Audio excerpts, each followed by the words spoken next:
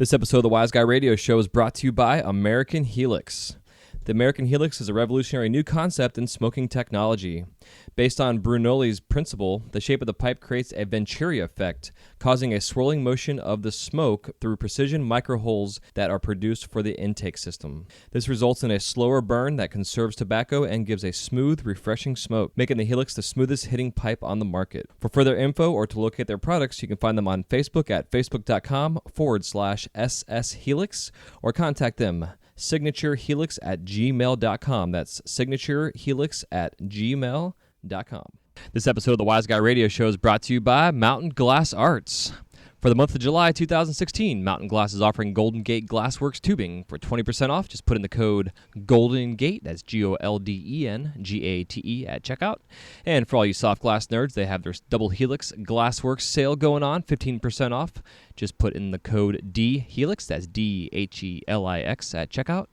And for any other questions or concerns, go to mountainglass.com. That is mountainglass.com. This is the Wise Guy Radio Show, a podcast dedicated to educating and inspiring through conversations with today's top talents in the world of glass. We will be dissecting their journeys in hopes to deliver actionable content that you, the artist, can start implementing now, helping you grow not only as a creative spirit, but also a successful artistic entrepreneur. With a little organization, relationship building, and your artistic ability, you can obtain greatness. Climb aboard, whether an artist, retail owner, or enthusiast. We have a ton of fun in store for you. Welcome to the Wise Guy Radio Show. You're listening to the Wise Guy Radio Show. Hey, what's happening? Welcome to the Wise Guy Radio Show, episode number 116. This is Jay Michael, your host. Thank you so much for tuning in today. With 17 years of experience behind the torch, I am as excited as always to bring you conversations with artists sharing their stories in hopes to inspire and entertain while helping you grow your business. And today is no exception. Today's conversation we're going to be getting into is part 3 of our 5-part series on selling and pricing your work. Today's part is all about custom and commission work. And it's a topic that I definitely enjoy talking about and also participating in. Not every artist out there does enjoy it. They feel some that it hinders their creativity and what have you. For me, I feel it actually expands my creativity by giving me new ideas and concepts of things that maybe I wanted to make years ago or have thought about. I just never either took the time or just got busy and just didn't do it. And by doing customs and commissions, it gives me opportunities to expand my mind and my brain and my work. And just try new things that I may have never tried before. And also, like I said, have maybe wanted to try for a long time. And now I have the opportunity to. I am going to say that it's starting to sprinkle a little bit. I'm out back on my back porch here. It's a beautiful, hot Florida sunny day. And it just all of a sudden is sprinkling. So I may have to pause here for a second and go inside with my stuff if it gets too heavy. Because I definitely don't want to get my stuff wet. My mixer and recorder and all that crap. So anyways, definitely want to hit you guys up about that. So definitely going to be an interesting discussion. And again, this series is really based upon my opinion, but also from opinions of other artists that I've discussed with and talked to about and just things I've heard and from interviews and what have you over the process of doing the show of the 115, now 116 episodes. So, man, sorry, I keep pausing here. Just raining. I think I'm going to pause and take this in the house. I'll be right back. Okay, I'm back. Now I'm not worried about getting wet and ruining my equipment and stuff, which I definitely do not need. So anyways, before I get started, I want to let you guys know that myself personally, I'm sure if those have listened to this recently, I started working out with a group of guys. They have a group called Zen Dude Fitness back in end of February. And their whole premise and kind of ideas of their whole philosophy is, in a sense, of their workouts is having fun and doing the thing. And the thing is whatever it might be, whatever it's mowing your grass or just, getting your shit done. And also exercising and being fit and eating healthy. So they've recently offered an affiliate program and are also offering a 7-day trial just to check it out and kind of get a feeling of what they're all about.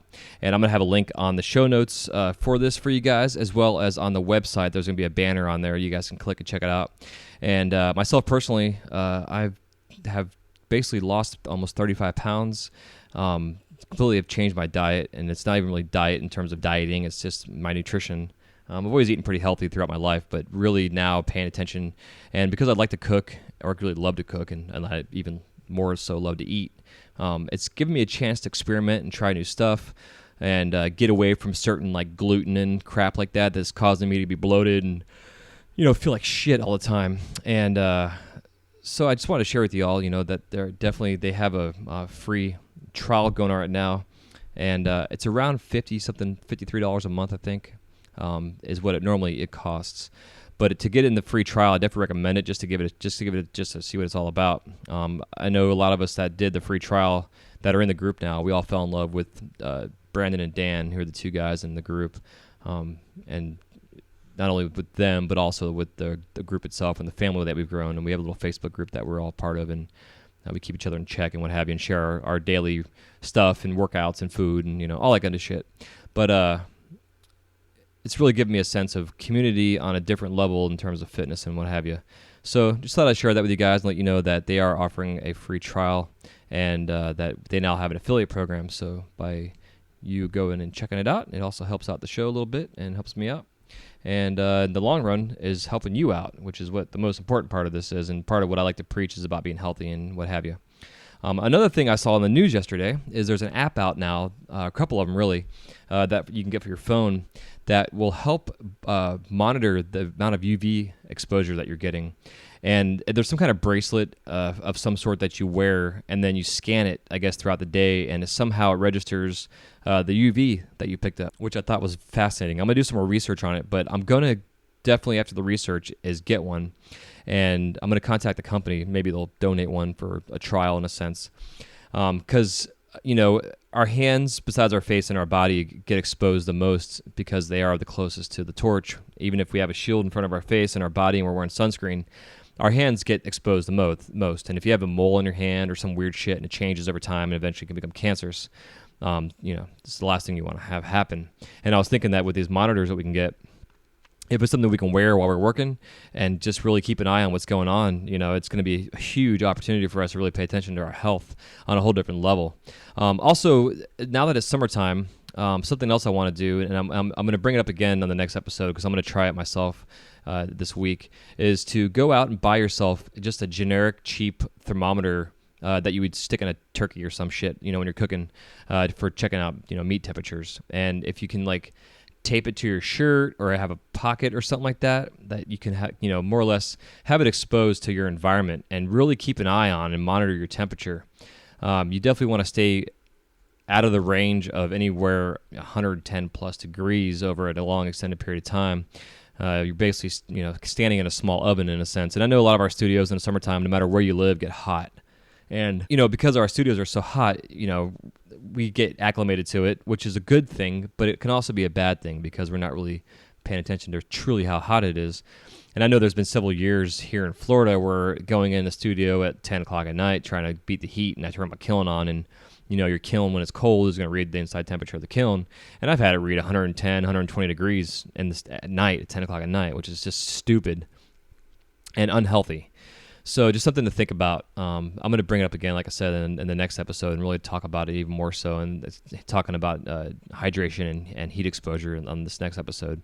But I definitely wanted to bring that up to you guys and just something to think about in the process. But before I get on too long of a ramble here, I think it's time for us to get into this segment, part 3 of 5 on selling our work, where we will now get into talking about commission and custom work. Before I do go there, though, to make sure you guys share the show with your friends. The download numbers are basically just kind of give you some insight real quick. The numbers when I first started the show were around 60 per episode-ish average that were automatically downloaded or listened to. And now it's around 250, which is awesome. And I'd like to get this show out, and I'm not looking at it for monetarily for myself. I just want to get as many people exposed to not only the information in the show, but also to our industry and the culture of being a glass artist, whether you're a functional glass artist or you're a furnace worker or whatever it is you're doing. Because a lot of us that are out there doing glass aren't just making pipes. And a lot of us out there that are doing glass don't make pipes at all. Now, I do myself. I do a little bit of everything, between my studio spit time and then working over at Disney doing my character work and doing blowing glass over there as well, too. But it's just important to really share this information. I can't tell you how many times daily and weekly I have guests that come into work over at Disney and are like, oh, it's amazing that you're doing this, that this is a dying art. And then I'm like, yeah, so this is not a dying art. There's thousands of us out there that are doing this. And of course, I'm at Disney, so I can't be like, yeah, you should see all these pipe makers out there making these incredible pipes.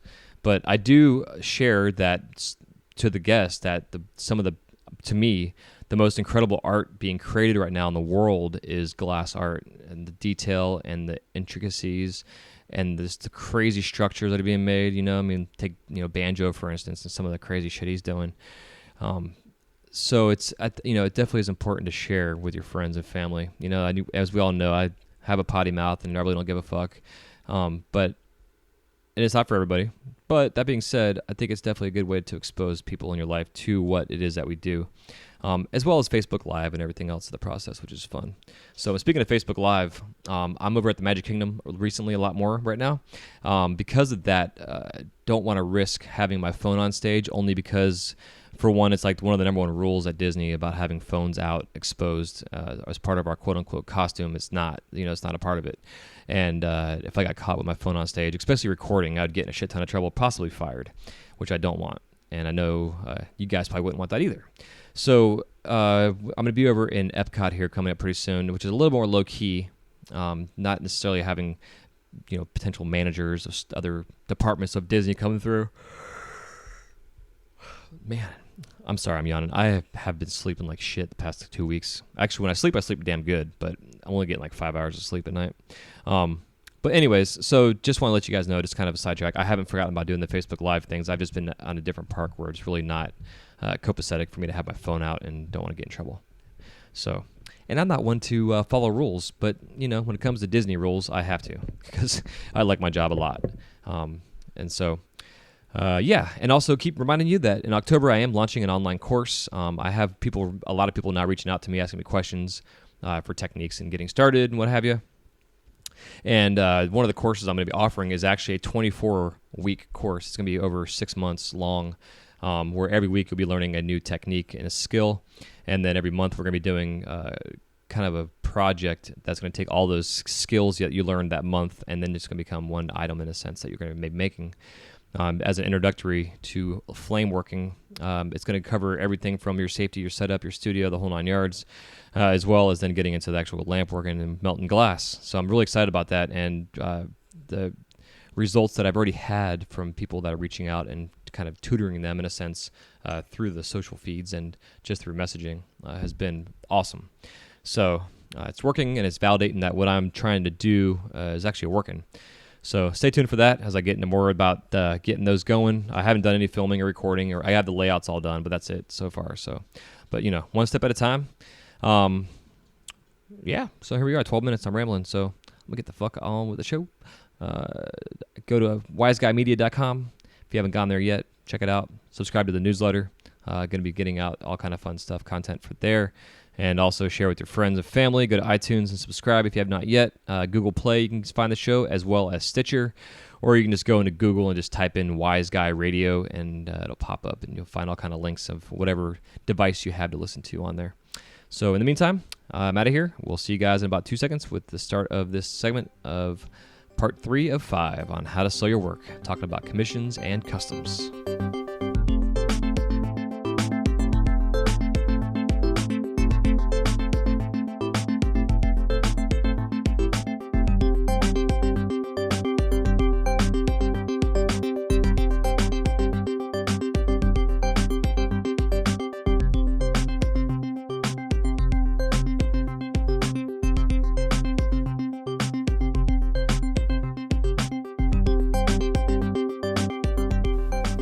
All right, we are back.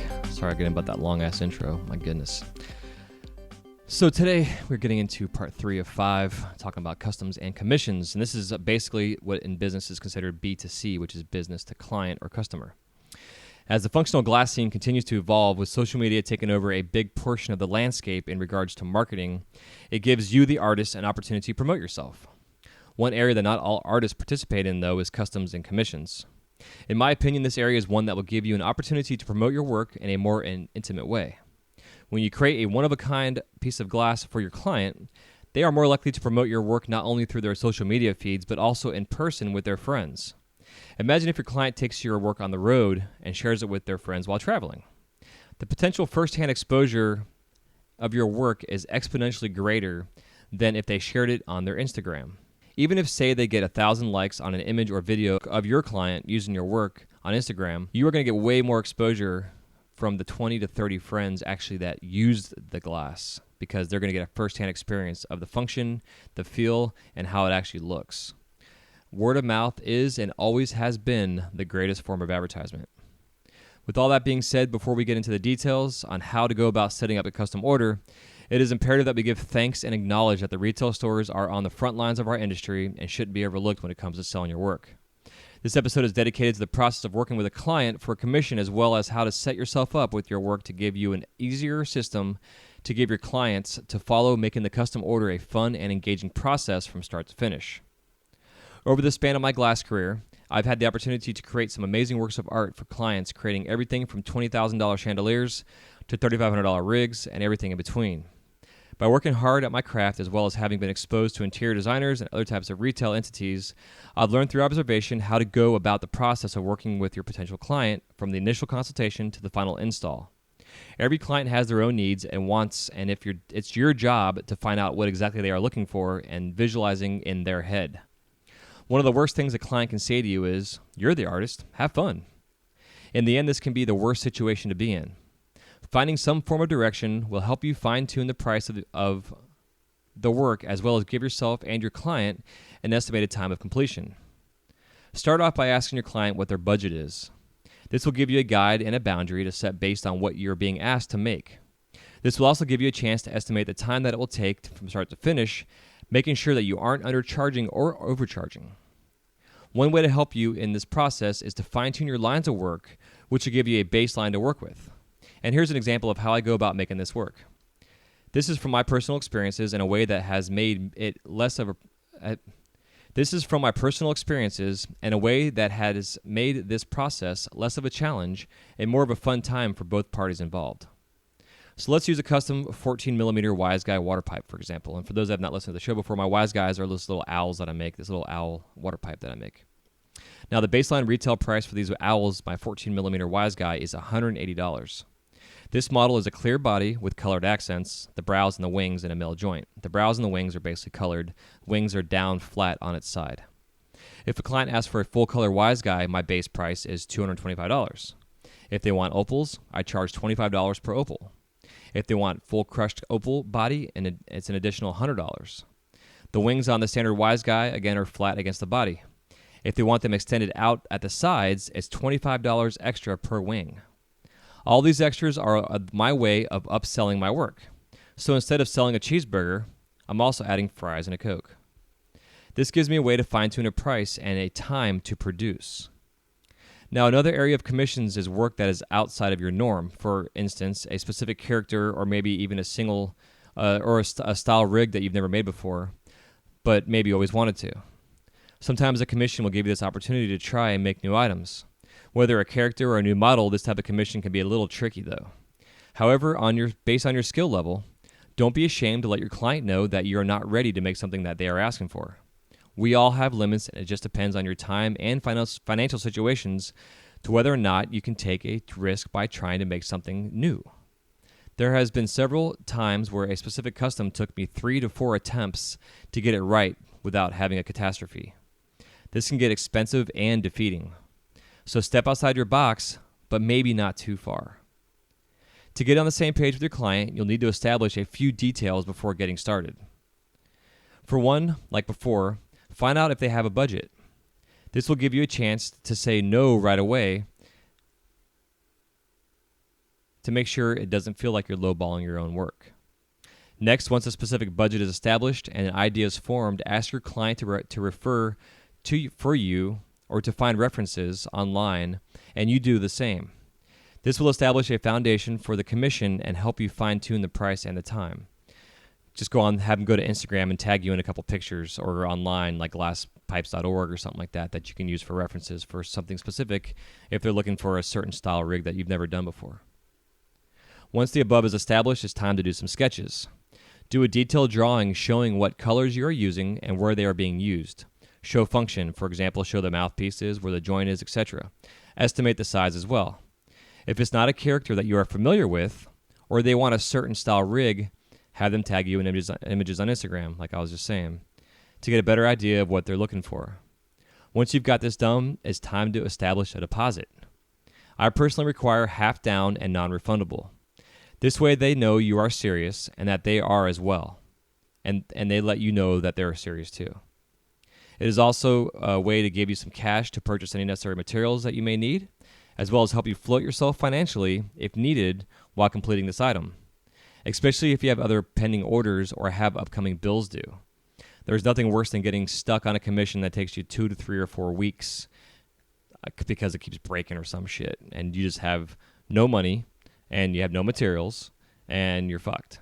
So if you get a deposit, it locks in the price on the piece. It gives your customer a chance to understand that this isn't bullshit and that they are showing you that they're serious as well, and it can help you float yourself financially over a little bit of a period of time. Now, if a custom you're going to be doing, it shouldn't take you more than 3 or 4 days to actually finish and make, but again, you could be done with it and the thing cracks and breaks, so you just never know. So just an idea. Once you obtain your deposit, make sure you give them an invoice showing the details of the order, including the deposit made, the balance due, and the estimated time of completion. This will establish a trust, which is the first thing we are selling to begin with. Trust is the first thing we are selling, always and forever. One easy way to accomplish this task is by creating a FreshBooks account. Now, FreshBooks is an online cloud accountant type invoicing system that I've been using for years. They have a first month free trial. There's no credit card information required or anything. And it's actually only $10 a month after that. And it's basically a really simple way of creating an invoice, of keeping track of your orders, as well as to be able to send your customer the invoice and showing them what they're getting, what their deposit is, and how much their balance is due, as well as estimated time of completion. And you can also use this now to accept payments instead of having to go through PayPal. This will keep you organized and your clients happy. As you begin the process of creating the commission, make sure you bring your client along for the journey by taking and sending them pictures of the shots and even short videos of the process. They will love it. They may give you feedback, which can be helpful, but overall, this simple gesture will give them insight into what it takes to make their pride and joy. Now, when you get done with the piece, then you got to do some water tests. You want to send them a final picture, make sure that they're cool with it and they're happy with it and it's what they're looking for, and then you can let them know that when it's going to be shipped and what have you. Now, something also I've been doing lately with custom work is also including a Pelican case or a case of some sort similar to a Pelican case. Now, anywhere from $35 to $85 are what these cases cost if you go through like Amazon or something. I actually have an Amazon link on the website you guys can use. It doesn't cost you any more money. You just go on there and use it. I'm going to be also including cases on my site too, as an easy way for you guys to go on there and buy some cases. Lately, I've been using a brand called Seahorse, and they're actually a little bit cheaper than Pelicans. Same fucking case, same material, same everything. They're killer. The only thing, though, is you got to remember that shipping is going to go up just a little bit because, for one, it's heavy, and two, there's no priority boxes that fit. So just got to think about that. But in the long run, it's way safer to ship a piece of glass that's custom and handmade, that's pretty badass, in a Pelican case that your customer will now have for them to have that piece of glass in. Something else you can do with the case too is if you have stickers, you can put a sticker on it, kind of customize it, that this is your case, this belongs to them. You can get a big ass silver Sharpie and you can sign the case too, do some kind of artwork on it, have some fun with it, just take advantage of it. But again, areas of commission and custom work are not always the easiest because for one, some artists feel it hinders their artistic creativity. And two, some people might feel like they're being rushed and pushed, and some customers, don't get me wrong, cannot or can be pretty impatient, which I have experienced in my history of doing this. Never given a refund before. Tell people to be patient. Time takes to make glass. Shit happens. Stuff breaks. But just keep in contact and communicate with them. It's going to make their experience that much more better. And then in the end, if it's a fun, happy experience, they're going to tell their friends all about it, as well as possibly themselves. They're going to want to buy more from you and become a collector. And getting collectors under your belt is an ideal situation when it comes to selling and promoting your work. It's fun when I see artists, or not artists, but customers and collectors of mine that have 5 and 6 items that they've purchased from me over the years or from local smoke shops and what have you. And then their friends have them as well, and they take all their owls on vacation or across, wherever they're going, just out in the woods. I mean, it's freaking awesome. So just some things to think about. But to go back to the kind of the idea of creating custom work of your own stuff, like that things that you're already producing. Again, if you have a baseline kind of foundational price, I mean, the part of all this is to understand how to price your work to begin with. A lot of it's fair market value. A lot of it's based on industry standards. But what I would recommend is that in your specific area, if you just go around to your smoke shops, maybe, don't even tell them you're a glass artist. Just act like you're a customer and check out the prices, see what they're selling their stuff for, and try and do the math. Some smoke shops do a 3-time markup, but most shops will do a 2.5-time markup. So just do the math and just figure it out. Also, some of the higher end pieces, like if they're having and selling $10,000 items, they probably didn't pay $5,000. They probably paid $8,000 for it, and they're only marking it up to be able to sell the piece. So just some things to think about when it comes to higher end work. But again, like my basic standard 14 mil wise guys are $180, and I know that as I start to add other items to them, if they want to be added more, if they want a colored body or opals or whatever, I have now a foundational price and almost like a menu at a restaurant on what items cost to make it and have it be set up.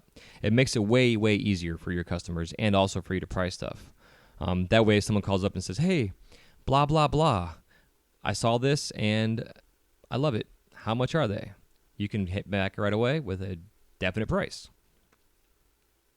One thing I do recommend also that I use as an incentive to get the customer to actually purchase from the retail stores, if it's something that I normally make, is by charging more than what the retail on the pieces at the stores.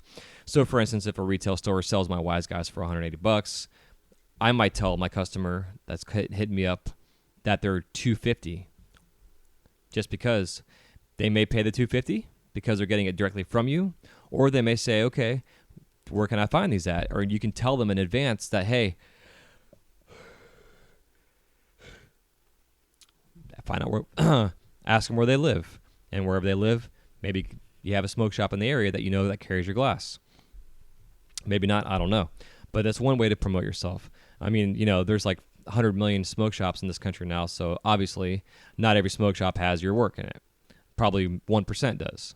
Even the high-end ballers out there only have their glass, and maybe 10% of the smoke shops. Maybe.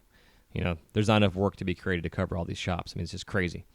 So just kind of a way, to upsell and upsell your work, and also a way to incentivize your customers to just go directly to the retail stores.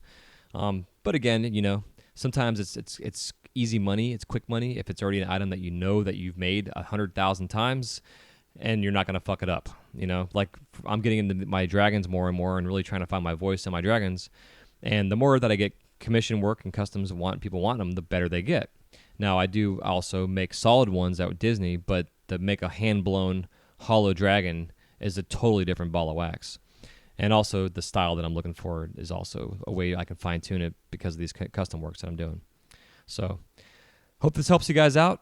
I'm going to go back and listen to it to make sure I covered everything and that it's not too abrupt here as I'm cutting it off.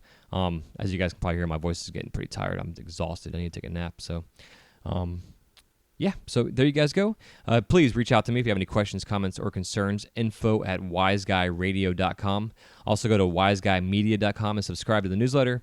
If you had not already done that, look out for these 1 through 3 are on there, or going to be on there right now. And then 4 and 5 will be coming out pretty soon. But this next episode, we're going to be talking about heat exposure, how to deal with it, how to stay hydrated, and really how to monitor yourself. And I'm going to challenge everybody out there to go out there and buy a thermometer and really keep track of how much heat you're getting exposed to in your shops. So until next time, I love you guys. Thanks so much for tuning in to 116, talking about selling your work, customs, and commissions, part 3 of 5. And we will talk to you soon. Make sure you go check out our sponsors, mountainglass.com, The Flow Magazine, American Helix, AmericanHelix.com. You can now go to their website and purchase directly from them. And also C-Cube Co. Chris Bach has his awesome website that I'm going to help him get going, clean it up a little bit. But he's an awesome dude. Has a great selection of tools. I'm going to be creating a new spot for him, as well as page on my website promoting all his tools and stuff, bench rollers, etc. So either way, I'm out of here. You guys take care. Love ya. Peace. This episode of the Wise Guy Radio Show is brought to you by The Flow magazine. Since its inception, the focus of The Flow has been to provide a bond among members of the lampworking community. In every issue, you can enjoy great content with the hottest artists and cutting-edge techniques using the latest industry products. These features, along with the continuation of our Women in Glass edition, Glasscraft Emerging Artist Awards, inspiring gallery showcases, dynamic general interest articles, as well as health and safety information, make The Flow the leading international lampworking journal. For more information or to subscribe to The Flow, go to theflowmagazine.com. That's theflowmagazine.com. This episode is also brought to you by C-Cube Co. C-Cube now creates a wide range of specialty and one-of-a-kind artistic glassware, items such as hand-blown wine crafts, insulated coffee mugs, pint glasses, and custom piggy banks, plus glass pendants that you can have personalized with imprinting, logos, and color accents that are available. Just go to C-Cube Co., that's SEACUBECO.com for more information. That's ccubeco.com.